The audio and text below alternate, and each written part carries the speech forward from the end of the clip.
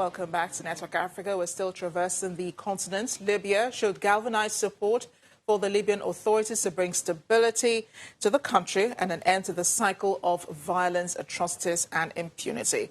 The thoughts of the International Criminal Court's Chief Prosecutor Fatou Bensouda. She was addressing UN Security Council, saying the implosion of Libya must carry a heavy burden on the conscience of the international community. The country has been riven by violence and division since longtime ruler Muammar Gaddafi was deposed and killed in 2011. The implosion of Libya must carry a heavy burden on the conscience of the international community and galvanize meaningful action to assist the Libyan authorities to bring stability to the country and an end to the cycle of violence, atrocities, and impunity. There has been an escalation of violence in Libya over the reporting period. Reports indicate that there have been a high number of civilian deaths, thousands of persons internally displaced, and a sharp increase in abductions, disappearances, and arbitrary arrests across Libya. The 3 ICC fugitives stand accused of grave international crimes. These crimes include the war crimes of murder, torture, cruel treatment, and outrages upon personal dignity, and the crimes against humanity of persecution, imprisonment, torture, and other inhumane acts.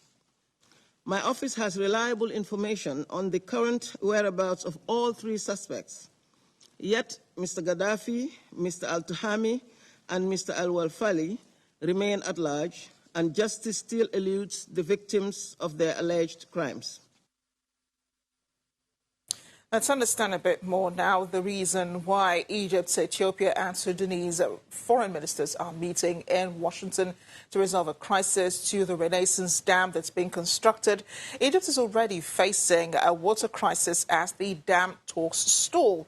More than 80% of its water is used for agriculture, but there is scarcity in Cairo, which makes the country import about half of its food.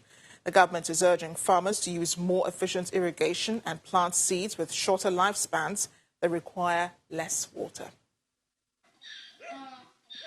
Ahmed Abdurrabo used to get all the water he needed to feed his crops in northern Egypt. Then the canal linking his 7 acres to the River Nile started drying up and he had to abandon half the plot.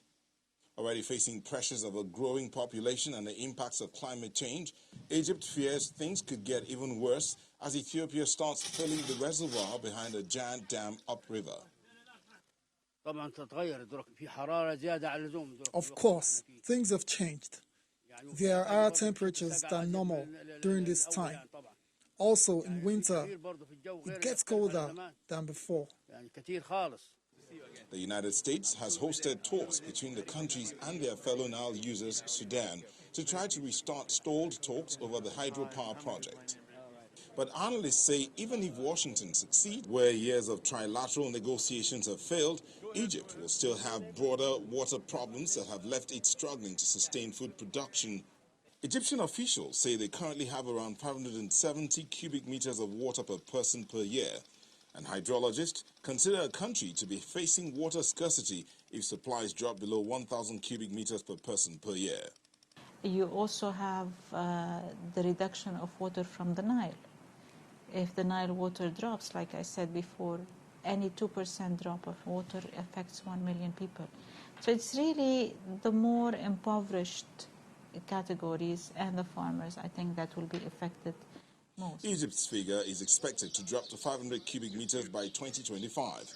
That is without taking into account the impact of the Grand Ethiopian Renaissance Dam, which Egypt says will lower water levels further, though Ethiopia says it has taken the needs of Egypt and Sudan into account. According to the UN World Food Programme, climate change presents another risk. Heat waves have already reduced crop productivity, and in Fayoum, residents say temperatures have been rising for years, forcing the farmers to use more water for less land. With temperatures rising, Egypt could lose 30% of its food production in southern areas by 2040.